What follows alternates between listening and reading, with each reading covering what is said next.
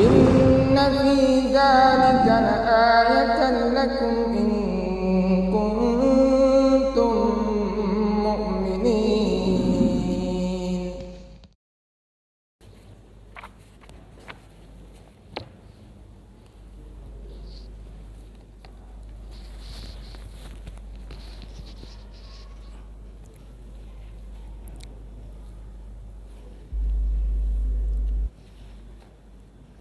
Bismillahirrahmanirrahim. Assalamualaikum warahmatullahi wabarakatuh. Innal hamdalillah nahmaduhu wa nastaghfiruh wa na'udzu billahi min shururi anfusina wa min sayyiati a'malina. May yahdihillahu fala mudhillalah wa may yudlil fala hadiyalah. Asyhadu an la ilaha illallah wahdahu la syarikalah wa asyhadu anna Muhammadan abduhu wa rasuluhu la nabiyya ba'dah. Allahumma shalli wa sallim ala Muhammadin wa ala alihi wa sahbihi ajma'in. Amma ba'd. Qala Allah ta'ala fi kitabil karim, a'udzu billahi minasy syaithanir rajim. Bismillahirrahmanirrahim. Inna nahnu nazzalna dzikra wa inna lahu lahafidun. Wa qala Allah ta'ala fawailul lil ladzina yaktubuna al-kitaba biaydihim tsumma yakuna hada min indillah. Bapak dan Ibu jamaah yang dimuliakan Allah, syukur alhamdulillah kita panjatkan kehadirat Allah Subhanahu wa taala yang telah melimpahkan rahmat dan karunia kepada kita sehingga pada kesempatan hari ini dengan izin Allah kita dapat melaksanakan salat maghrib berjamaah dan dilanjutkan dengan pengajian pada kesempatan hari ini. Pada kesempatan hari ini kita akan membahas, menyampaikan berkaitan dengan satu-satunya kitab suci yang terjaga dan terpelihara, yaitu Al-Quran. Al-Quran merupakan kalamullah yang Allah turunkan kepada Rasulullah SAW sebagai mukjizat yang terbesar bagi Rasulullah Muhammad SAW, di mana Al-Quran ini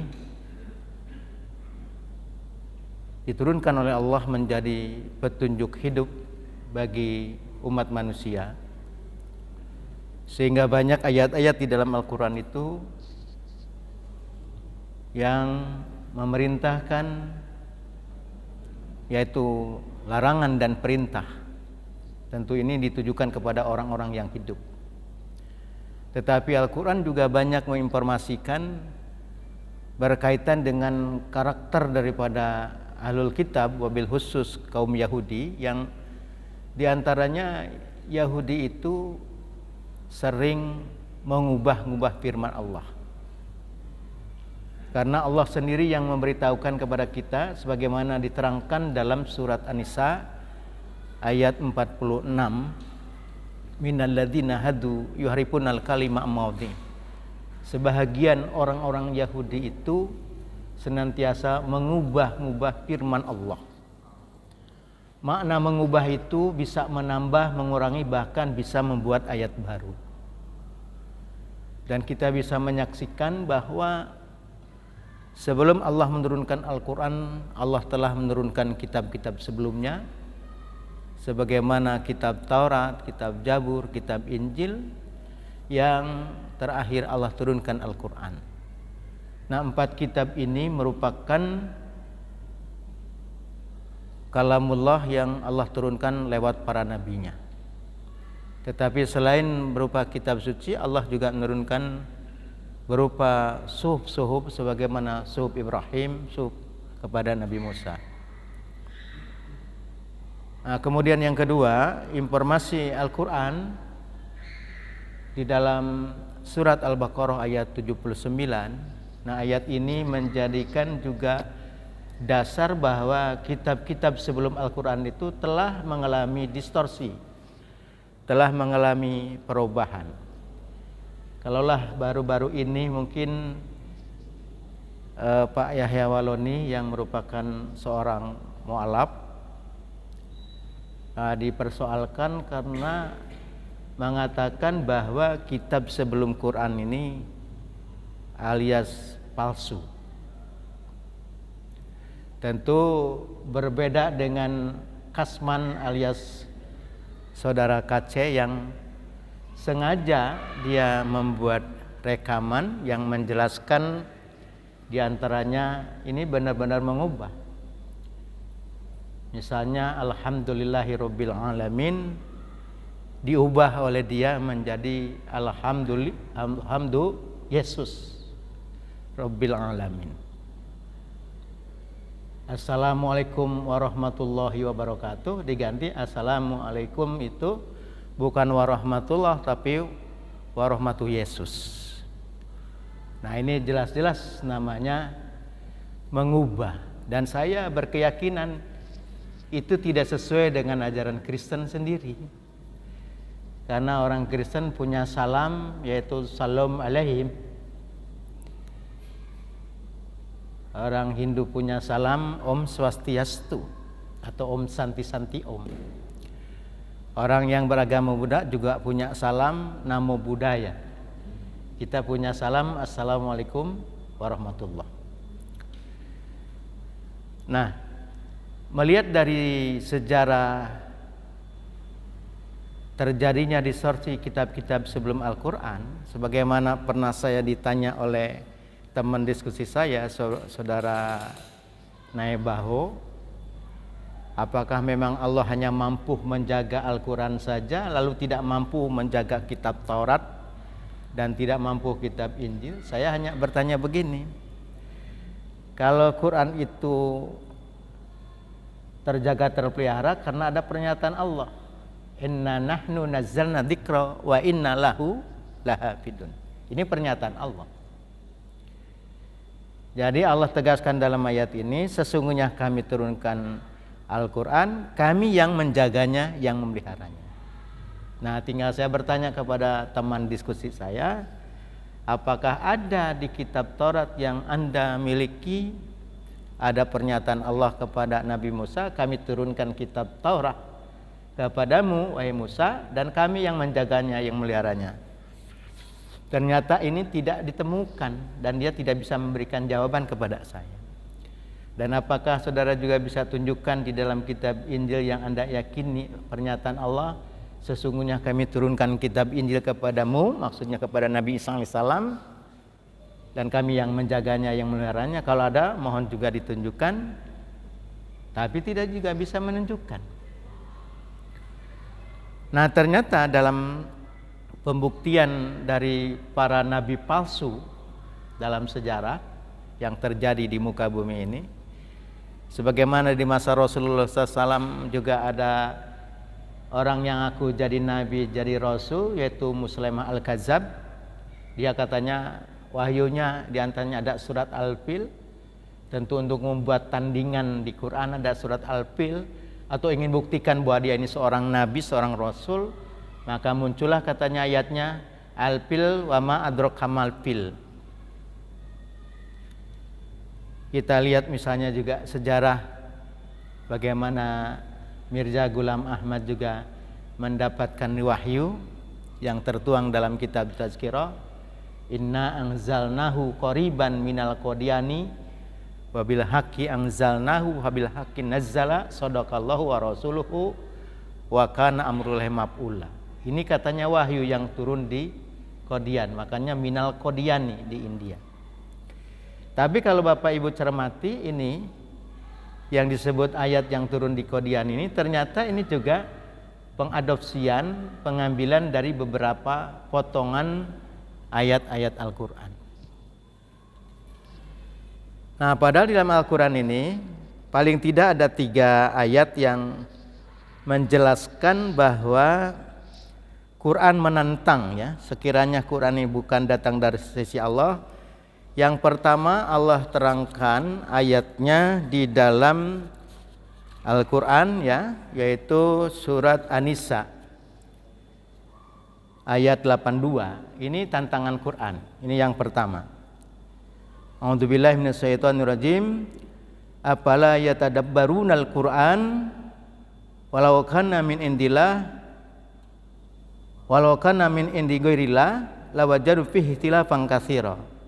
Maka apakah mereka tidak memperhatikan Al-Qur'an? Kalau sekiranya Al-Qur'an itu bukan datang dari sisi Allah, tentu kalian akan menemukan pertentangan yang banyak di dalamnya. Jadi kata Allah dalam surat An-Nisa ayat 80 ini, jika sekiranya Quran ini bukan datang dari sisi Allah, tentu kalian akan menemukan pertentangan yang banyak di dalamnya. Jadi untuk membuktikan keabsahan keautentikan kitab suci itu, pasti tidak ada pertentangan isi kitab suci itu di dalamnya antara ayat yang satu dengan ayat yang lainnya. Nah, kemudian coba Bapak dan Ibu juga lihat bagaimana tantangan Al-Qur'an ini. Kalau memang Al-Qur'an ini bukan datang dari sisi Allah, maka Allah menantang kepada manusia untuk membuat satu kitab yang seperti Al-Qur'an. Jadi kalau Quran ini bukan datang dari sisi Allah, suruh membuat seperti Quran ini. Nah, itu dijelaskan oleh Allah di dalam surat Al-Isra ayat ke-88. Katakanlah sesungguhnya jika manusia, ya dijelaskan di sini, dan jin berkumpul untuk membuat yang serupa dengan Al-Quran ini, niscaya mereka tidak akan dapat membuat yang serupa dengan Al-Quran itu, sekalipun sebagian mereka menjadi pembantu bagi sebagian yang lain. Jadi suruh kumpulkan manusia dan jin itu untuk membuat semacam Quran ini tidak akan mampu, kata Allah. Jadi ditantang oleh Allah dalam surat Al-Isra surat 17 ayat ke-88. Nah, yang berikutnya tantangan lagi di dalam surat Al-Hud, surat Hud bukan Al-Hud, surat Hud surat 11 ayat 13 sampai ayat 14 ya. Di antaranya mereka mengatakan bahwa mereka mengatakan Muhammad telah membuat-buat Al-Qur'an itu. Katakanlah, maka datangkanlah 10 surat seumpamanya dan panggillah orang-orang yang kamu sanggup membuatnya selain Allah, jika kamu memang orang-orang yang benar. Jika mereka yang kamu seru itu tidak menerima seruan itu, maka ketahuilah sesungguhnya Al-Quran itu diturunkan dengan ilmu Allah. Jadi di sini suruh membuat 10 surat. Kalau tadi satu Quran seperti Quran ini, yang kedua tantangannya 10 surat buat saja. Kalau memang kalian menganggap Quran ini bikinan Muhammad, maka jangan heran sampai hari ini orang menganggap Quran itu bikinan Muhammad. Jadi bukan wahyu Allah. Kalau Suradi bin Abraham mengatakan Quran ini katanya itu inspirasi setan Muhammad itu dapat. Karena di Quran ada surat setan, surat Al-Jin. Jadi surat Al-Jin itu surat setan. Padahal dalam Islam itu yang namanya jin dan manusia itu sama posisinya sebagai hamba Allah. Yang Allah ciptakan jin dan manusia itu untuk mengabdi beribadah hanya kepada Allah. Wa ma khalaqtul jinna wal insa illa liya'budun. Tidaklah kami kami ciptakan manusia dan jin kecuali hanya untuk beribadah kepadaku. Makanya manusia ada yang beriman, ada yang kafir. Jin juga ada yang beriman, ada yang kafir. Nah, ini tadi tergambar dari dua ayat ini merupakan tantangan ya kepada manusia. Bahkan pertama suruh kumpulkan manusia dan jin untuk membuat seperti Quran, tidak akan mampu. Yang kedua tantangannya buat 10 surat saja. Nah, yang ketiga tantangannya dijelaskan dalam surat Yunus surat 10 ayat 38. Ataukah mereka mengatakan Muhammad membuat-buatnya? Katakanlah, maka cobalah datangkan sebuah surat seumpamanya. Dan panggillah siapa-siapa yang dapat kamu panggil selain Allah, jika kamu orang-orang yang benar. Ini cuma satu surat saja. Jadi satu Quran suruh buat, nak mampu. Buat 10 surat, nak mampu. Sekarang satu surat saja. Ternyata di zaman modern sekarang ini ada seorang yang namanya Dr. Anisoros yang terlahir di kota Nazaret. Saya mampu katanya membuat tantangan Quran ini. Dia bikin Al-Quran palsu, ini Quran palsu. Namanya Al-Furqanul Haq. Ini baru dikirim dari Amerika ini. Yang merupakan Al-Quran tandingan versi Dr. Anisoros ini setelah Soros ini kalah berdialog dengan Ahmadidat. Kalau yang lalu pernah saya singgung soal Al-Furqanul Haq ini, Quran palsu ini, hanya bentuk kopiannya. Ini bentuk aslinya seperti ini, Pak. Jadi memang sengaja dia buat Quran palsu ini untuk menandingi Quran kita, untuk menjelaskan supaya orang Islam itu tinggalkan Qurannya, percaya kepada kitab yang dia buat. Kenapa dia bikin seperti ini? Ternyata setelah diajak debat dan berdialog dengan Ahmad Didat itu, Ahmad Didat gunakan Al-Quran tentu dalam bahasa Arab, karena Quran itu bahasa Arab. Sedangkan dia menggunakan kitab sucinya agamanya dia sendiri, tapi yang dalam bahasa Arab. Menggunakan kitab Injil yang dalam bahasa Arab. Nah, Injil itu bukan bahasa Arab, bahasa Aramaik, bahasa Suryani. Dia pakai yang bahasa Arab. Kata Ahmad Didat, tidak bisa mengimbangi Al-Quran ini. Quran itu memang kalamullah yang dalam bahasa Arab, bukan dalam bahasa Inggris, bukan dalam bahasa Jawa, bukan dalam bahasa Indonesia. Dia pakai kitab sucinya pakai bahasa Arab, padahal jelas bahasa Arab itu bukan kitab sucinya dia. Jadi tidak bisa membuktikan tentang keotentikan kitabnya sendiri. Akhirnya dia mengatakan, tunggu, kami akan membuat Al-Quran yang asli. Nah, kalau dia mengatakan kami akan membuat Al-Quran yang asli, maka Quran itu palsu. Karena Quran bukan dibuat, Quran itu dinuzulkan. Allah menunjukkan Quran lewat malaikat Jibril kepada Nabi Muhammad SAW, bukan dibuat. Nah, kalau dibuat berarti sama dengan surat tadi, teguran Quran surat 2 ayat 79. Fawailul lilladzina yaktubuna al-kitaba bi'aydihim tsumma yaquluna hadza min indillah. Kecelakaan yang besarlah bagi mereka yang menuliskan Alkitab dengan tangan mereka sendiri, lalu mereka katakan hadza min indillah, ini datang dari Allah. Nah, ternyata dia karang sendiri, dibikin formatnya mirip-mirip dengan Quran, karena memang sengaja, kata dia, untuk membuat tandingan Quran ini. Formatnya dibikin sama, bahkan nama suratnya juga banyak juga yang dibikin sama nama suratnya. Lalu diawali dengan basmalah, lalu diawali dengan surat Al-Fatihah. Kan di Al-Quran juga diawalinya setiap surat dengan basmalah. Hanya surat keberapa yang tidak ada basmalahnya? Surat At-Taubah, surat ke-9. Al-Fatihah diawali Bismillahirrahmanirrahim, baru Alhamdulillahirabbil alamin. Nah, ini juga pakai diawali basmalah juga. Maka kalau kita lihat di sini ditulis Al-Basmalah. Nah, bagaimana basmalahnya di sini diawali dengan kalimat Bismil Abbi Al-Kalimah Ar-Ruh Al-Ilah Al-Wahid Al-Auhad. Nah, ternyata setiap surat yang dia buat juga pakai basmalah semuanya. Dan dibuat diawali dengan surat Al-Fatihah, suratul Fatihah.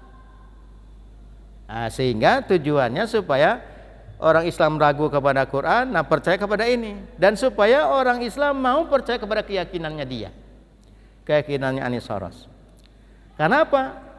Tujuannya dibuat ini supaya orang Islam ini meninggalkan Qurannya, percaya kepada keyakinan dia.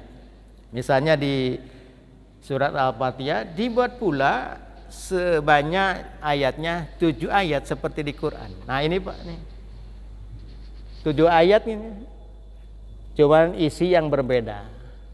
Jadi ayat surat pertama surat Al-Fatihah artinya pembukaan, baru masuk surat kedua yaitu surat Al-Mahabbah. Artinya surat cinta ya, surat cinta, Al-Mahabbah. Jadi tadi yang pertama sama ada surat Al-Fatihah, yang kedua ada surat Al-Mahabbah. Yang ketiga surat An-Nur. Nah, kalau surat An-Nur ada nggak di Quran? Nah, dibikin juga surat An-Nur, tapi tentu isinya akan berbeda. Yang ketiga, yang keempat ada surat As-Salam. Yang kelima di sini dibuat surat Al-Iman. Nah, surat Al-Iman ada di Quran, surat Al-Iman. Tidak ada di Quran. Nah, ini surat Al-Iman. Kemudian yang keenam surat Al-Haq. Misalnya diawali kalimatnya, ayat pertamanya wa anzalnal furqanal haq nuron ala nurin muhqan al-haq wa majhikon lima majhikal batil wa inal karihal mubtalun, ya. Jadi sebetulnya kurang enak dibacanya kan ini bukan wahyu, Pak, ya. Walaupun ditulisnya sama, tapi sebagian itu motong-motong ayat Quran juga. Nah, yang berikutnya ada surat At-Tauhid. Nggak ada di Quran, tapi isinya itu justru bertentangan dengan tauhid. Kalau tauhid apa artinya? Mengesahkan Allah, tapi isinya bukan mengesahkan Allah. Buktinya isinya tidak mengesahkan Allah karena diawali bismillahnya saja.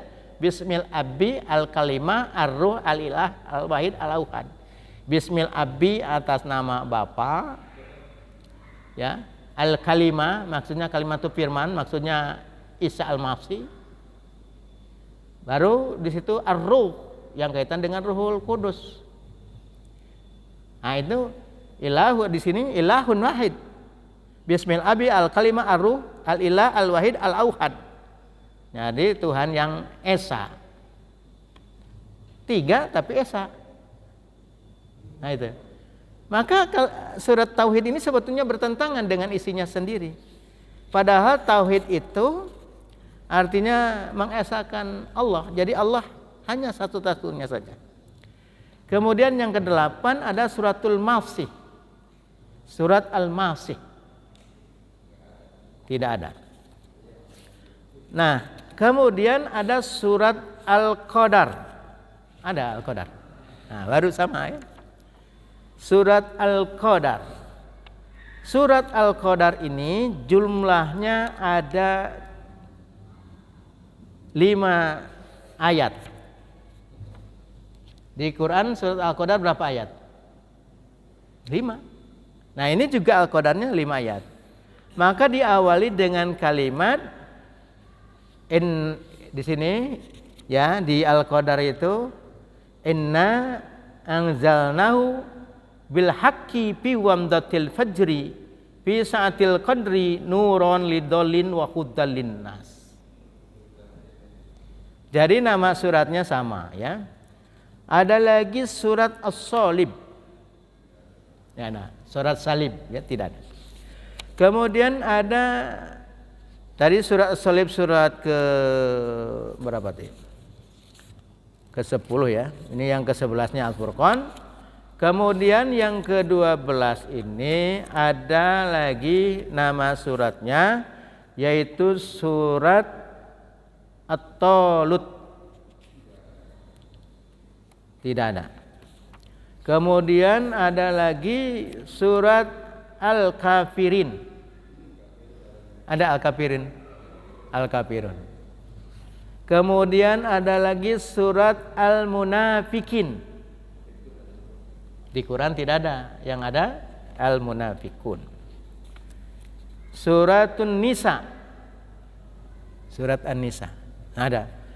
Jadi kalau kita lihat di sini ada surat Al-Mau'idah, ada surat tadi As-Salam ya. Jadi kesimpulannya ada surat cinta. Ada nama suratnya sama dengan di Quran kita. Ada yang dimiripkan seperti surat Al-Iman, surat Al-Kafirin dimiripkan. Ada yang memang nama baru lain. Nah, jumlah suratnya dibuat sebanyak 77 surat. Diakhiri surat yang ke-77 itu yaitu yang terakhir ya. Karena kalau dibacakan semua ini banyak. Ditutup surat yang terakhir yaitu surat ke-77 surat As-Sahid. Nah, surat As-Sahid ya, ini yang yang ke-77. Nah, Al-Qur'an jumlahnya ada berapa surat? 115. Nah, dia bikin sebanyak 77 surat. Nah, Lalu dikatakan atau diberi nama di sini Al-Furqanul Haq. Nah, kenapa menggunakan nama Al-Furqanul Haq? Al-Furqan itu salah satu nama Al-Qur'an.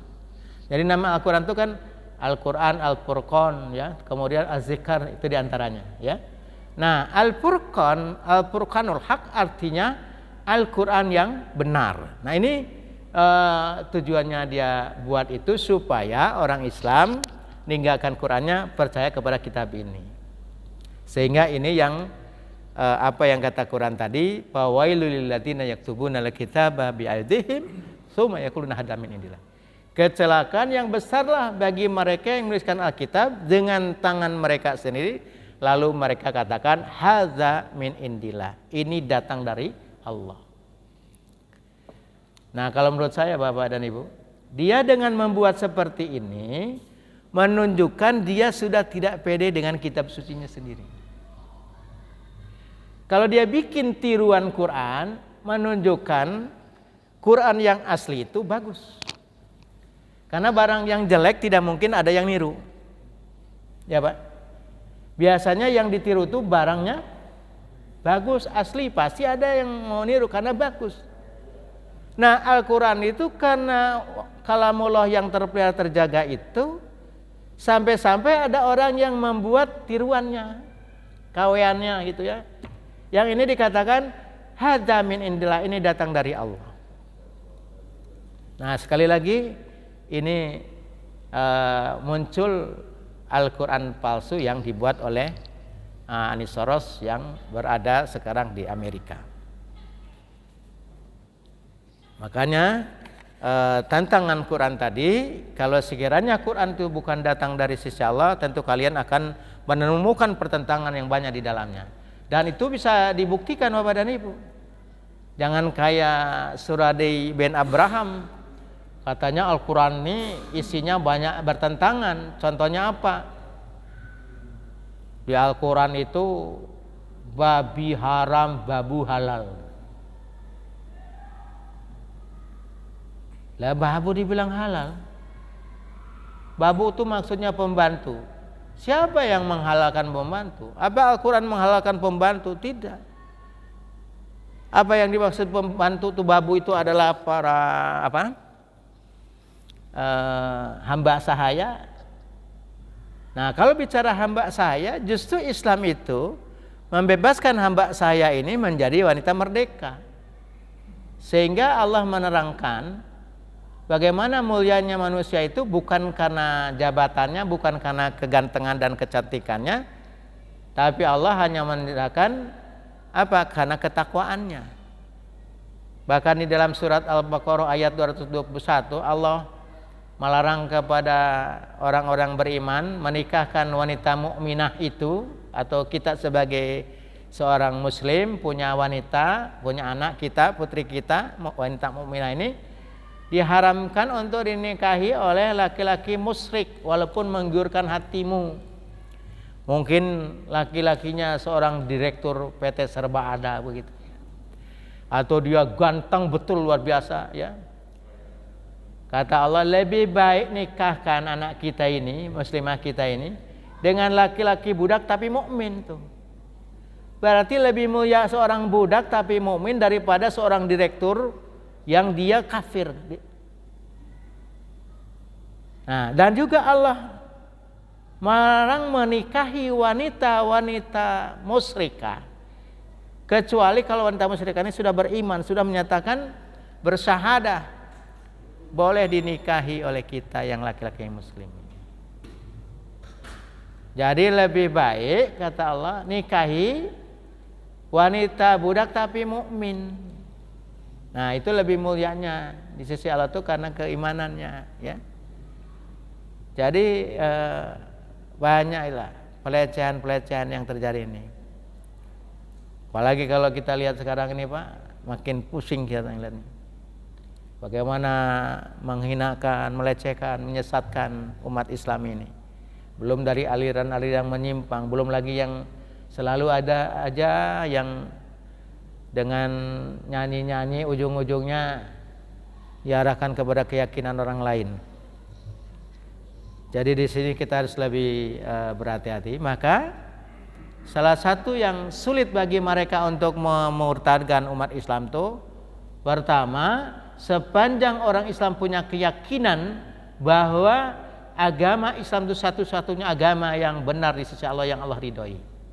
Sepanjang orang Muslim, orang Islam punya keyakinan satu-satunya agama yang benar di sisi Allah hanyalah Islam, insya Allah orang tidak mudah untuk menyesatkan, memurtadkan umat Islam. Kenapa kita harus punya keyakinan demikian? Karena Allah menegaskan dalam surat Al-Imran ayat 19, Innad dina indal Islam. Sesungguhnya agama yang diridhoi di sisi Allah hanyalah Islam. Dan itu harus menjadi keyakinan setiap muslim, bahwa satu-satunya agama yang diridhoi di sisi Allah hanyalah Islam. Agama banyak, tapi yang Allah ridhoi hanya Islam. Dan Allah mempertegas lagi di surat Al-Imran yang ayat ke-85-nya, wa may yabtaghi ghairal islami dinan wala yuqbala minhu wa huwa fil akhirati minal khasirin. Barang siapa mencari agama selain agama Islam, tidak akan diterima oleh Allah, dan di akhiratnya termasuk orang yang merugi. Jadi Bapak dan Ibu tak perlu lagi cari-cari agama selain Islam.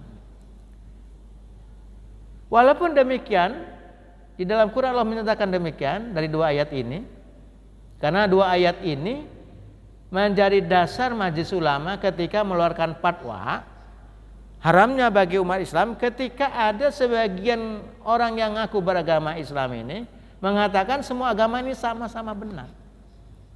Bahkan tidak ada agama yang lebih unggul, semuanya setara. Nah, itulah namanya teologinya itu dikenal dengan teologi pluralis. Jadi dianggap setara semua agama ini, sejajar. Tidak ada agama yang lebih unggul. Nah, ketika itu terus dikembangkan cara-cara Yahudi untuk menyesatkan orang Islam lewat teologi pluralisnya itu, semakin mulai muncul orang-orang yang mengembangkan paham ini, maka MUI keluarkan fatwa. Hukumnya haram bagi orang Islam meyakini seperti itu. Nah, walaupun demikian Bapak Ibu, Al-Quran juga mengajarkan kepada kita, tidak boleh juga langsung misalnya ngapir-ngapirin orang, kau kafir masuk neraka, tak boleh juga. Atau Bapak paksa tetangga Bapak untuk masuk Islam, itu juga dilarang dalam Quran sendiri. Allah melarangnya. Karena soal Islam ini, kembali orang yang masuk Islam itu karena petunjuk Allah, hidayah dari Allah. Tapi Allah juga mengajarkan memberikan kebebasan. Mau kafir silakan, mau beriman silakan. Allah nggak rugi. Seandainya sedunia ini semua orang tuh jadi kafir semua, ingkar kepada Allah, Allah nggak rugi. Karena Allah sudah berikan jalan, ini jalan yang benar, jaminannya masuk surga, ini jalan yang sesat, masuk neraka. Tinggal pilih. Nah, oleh karena itu Allah mengajarkan kepada kita di surat 2 ayat 256 itu, kita tidak boleh paksa orang di luar Islam. Nah, ini sekaligus untuk membantah, menjawab tuduhan kalau agama Islam itu agama yang intoleran. Coba lihat ayatnya, la ikraha fiddin qad tabayyana rusy minal ghayy. Tidak ada paksaan untuk memasuki agama Islam. Ayat ini ditujukan kepada orang yang di luar Islam, tidak boleh dipaksa untuk masuk Islam. Kenapa tidak boleh memaksa orang di luar Islam untuk masuk Islam? Qad tabayyana rusy minal ghayy. Karena sudah jelas jalan yang benar daripada jalan yang sesat.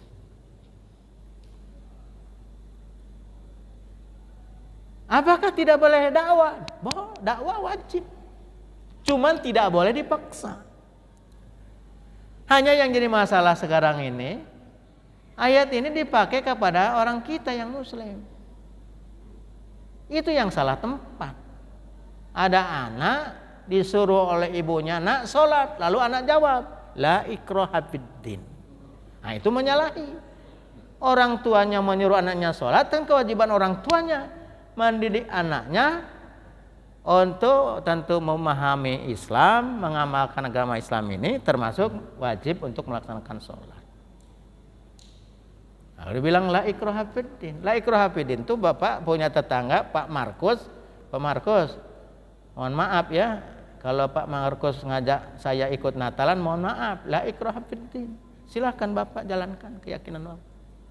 Kami juga tidak pernah ngajak ketika kami Idul Fitri, Idul Adha, Pak Markus saya ajak untuk sholat Idul Adha, Idul Fitri, kan nggak pernah diajak. La ikraha fiddin. Tapi kan yang sudah Muslim wajib itu mengkaji Islam, mengamalkannya, mengajarkannya, memperjuangkannya, membelanya terhadap agama Islam ini. Nah, jadi di situ Bapak Ibu ya, ini bantahan kepada orang-orang yang menganggap kita ini Islam itu agama yang intoleran. Saya teringat Bapak dan Ibu, ada seorang wartawati dari Inggris, namanya Ivone itu. Dia ditugaskan dari Inggris ini sebagai wartawan ini ke Afghanistan. Ditangkaplah oleh kelompok Taliban yang selama ini diyakini di media di barat itu yang namanya Taliban ini kejam, sadis yang luar biasa sehingga dicap dia teroris.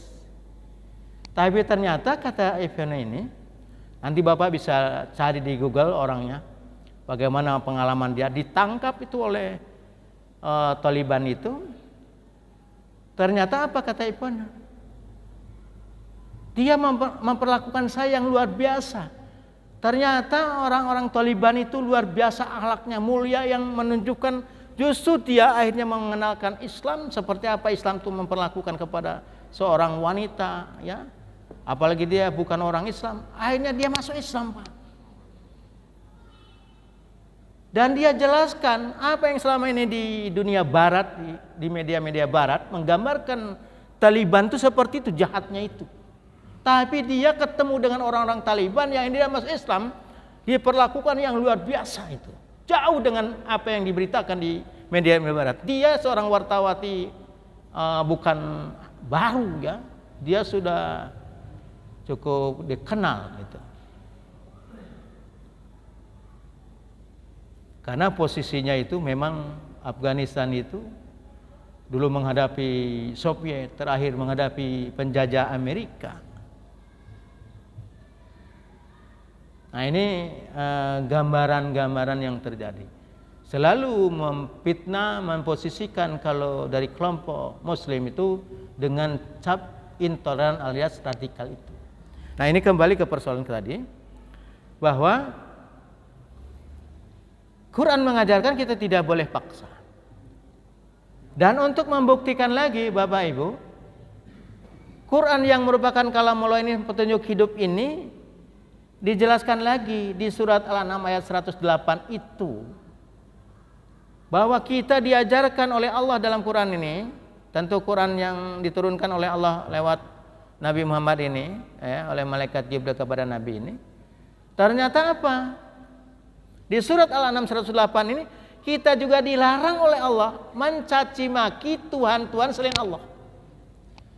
Bapak cari kitab suci selain Quran itu, apakah ada nggak larangan secara mutlak di kitab suci orang lain itu di luar Quran ini yang menyatakan larangan mencaci maki Tuhannya selain Tuhan mereka?